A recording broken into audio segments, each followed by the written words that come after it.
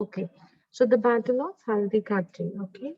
Though the Mughals had captured Chittor, the capital of Mewar, in 1568, the larger part of the kingdom of Mewar was still held by Maulana Udyog Singh. Please underline this. See, the Mughals were able to capture Chittor, but still larger part of Mewar kingdom was still under whose this thing? Maharana Maharana Uday Uday Singh. Singh. Okay. The coronation of his brave and heroic son Rana Pratap Singh. Okay, and who was the who was the son of him? What was the name of his son? Rana Pratap Rana Singh. Pratap Singh. Yes. Please underline these names. They are very important. Okay, took place on 3rd of March 1572 amidst depressive circumstances. Against such odds as limited resources, discontented kingship, and hostile attitude of his brother Shakti Singh, Maharana Pratap decided to stand up to Akbar.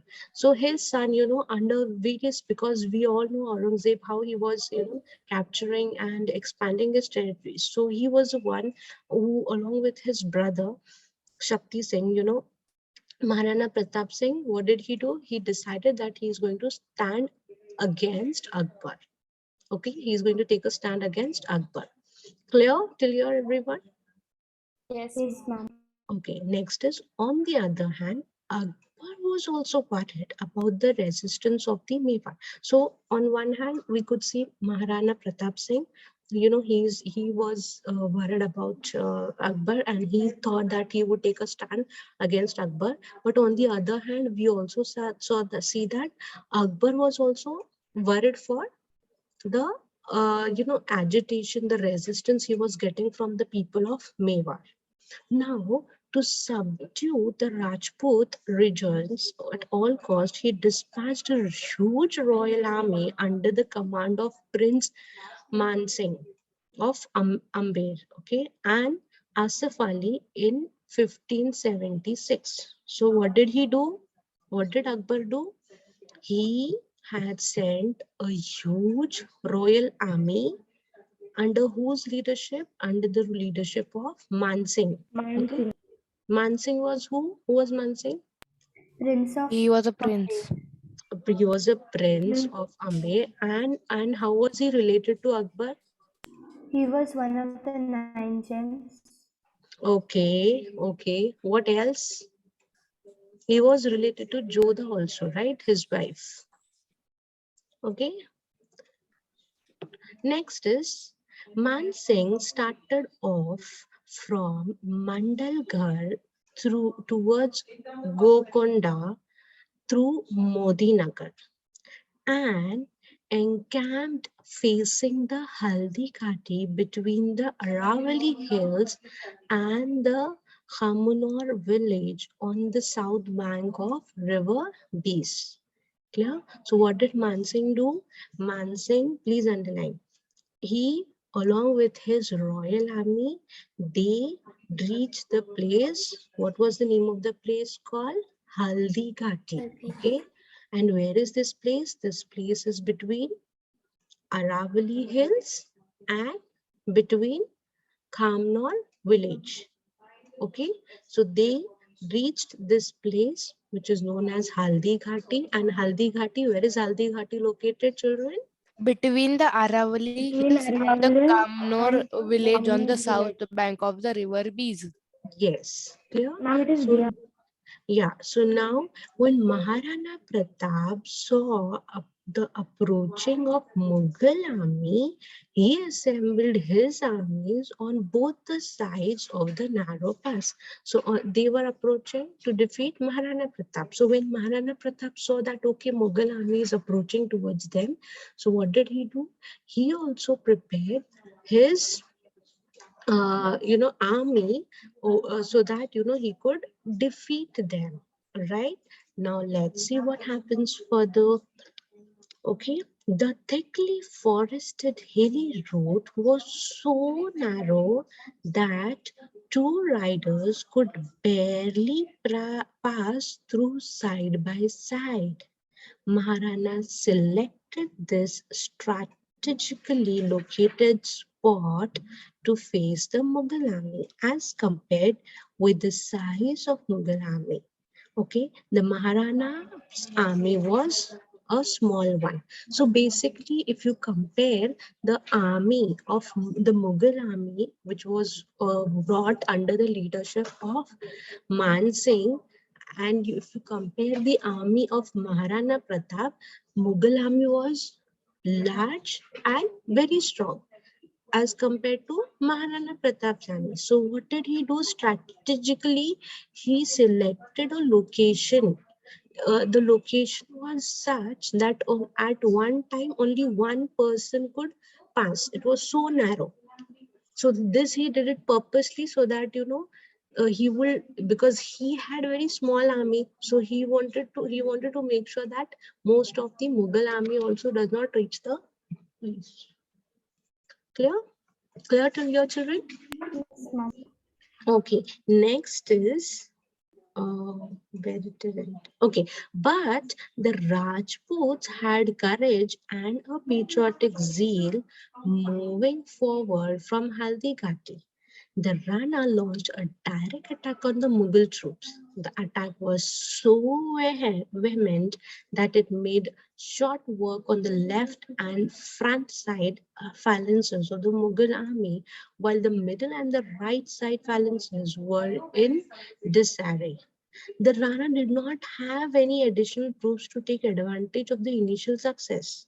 Hence, to bring a quick defeat of the Mughal army, Rana launched an attack with the elephants. So now both these armies are face to face. Okay. Now both these armies are ready to attack each other, and basically Rana preferred having a direct attack. Now, if you will see, in this direct attack, he knew that he would get defeated by the Mughal army because the Mughal army was very large as compared to his own army. So what did he do? He started, attacking with the help of elephants. All right, you all can underline this. Okay. Then all of a sudden, a rumor spread that the Mughal emperor himself was coming to the rescue of Manse. Okay, so during this battle, when this battle was taking place, so there was a rumor spread. What was the rumor? That Akbar himself is going to come to help Mansingh, so that he could attack the Maharana King's Pratap's army. Now, this instilled a sense of courage among the Mughal troops. So when they got to know this, okay, the Akbar, the emperor himself is going to come to our rescue to help us, So automatically, all the Mughal army, the Mughal troops, they got that energy that, oh no, now our emperor is coming, so we need to make sure that we give our best. Now, they surrounded Maharana's army. At the time, it seemed that Maharana himself would get killed. At this moment, the Naik of Jala took the crown off the head of Maharana and put it on his own so as to impersonate Maharana Pratap. The enemy mistook him as Rana and killed him. Okay, so can you see the confusion over here? Now, what happened on one side, we could see that the Mughals heard this rumor that Emperor Akbar is going to come there so that he could rescue them, right?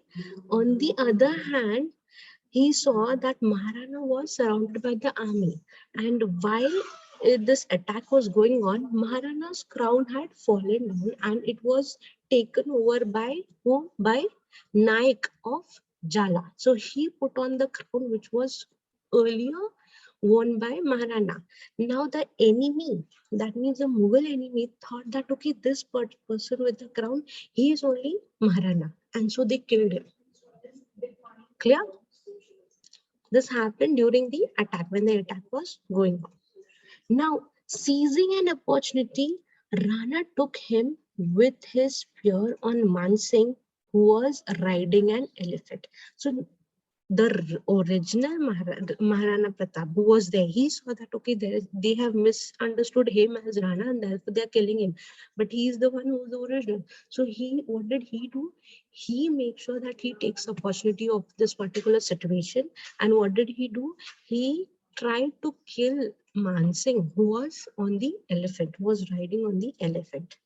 The aim, however, missed, and the spear pierced the body of the Maha out instant. So, when he blew that spear to make sure that we would kill Mansingh, all right.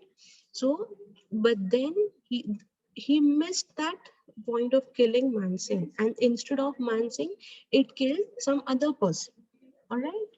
Now let's see what happens. Have you all understood till here? Yes, ma'am. Okay, thank you, Simran. All right, now let's see what happens further. The aim, however, missed the spear and pierced the body of Maha'ut instead. Finding their general in danger, the Mughal army encircled Rana. So the Mughal army who was fighting, they saw that, okay, the Rana, that is Maharana, is trying to kill Mansingh through arrows, right? Through bow and arrows. And then when they saw this, that Mansingh could, he could save himself, and that pierced in somebody else's body. What did the army do? They instantly started covering their general. That means they encircle Rana. Okay. The favorite horse of Rana, that is Chetak, took his master out of the battlefield. But as it had sustained injuries, it fell on the ground and died, but not before rescuing his master. The loss of Chetak left Maharana a broken-hearted man. Ultimately, Man Singh won that day for the Mughals. For the Mughals, okay, and Golconda passed under Mughal occupation. Okay, so now what happens is the horse on which Maharana Pratap was riding. What was the name of that horse?